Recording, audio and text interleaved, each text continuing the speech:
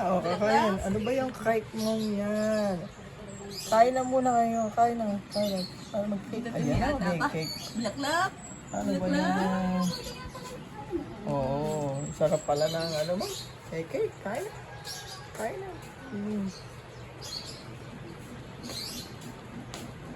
Ito may ata pa. Bulaklak.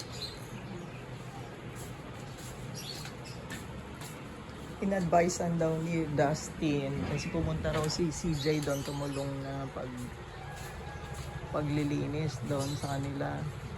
In-advisean ni Dustin na pag ano, pumunta ka roon, tanungin mo. Tanungin kung ano nang nangyayari. Yan ang abiso ni Dustin.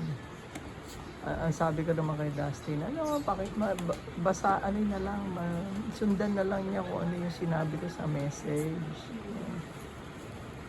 Kaway.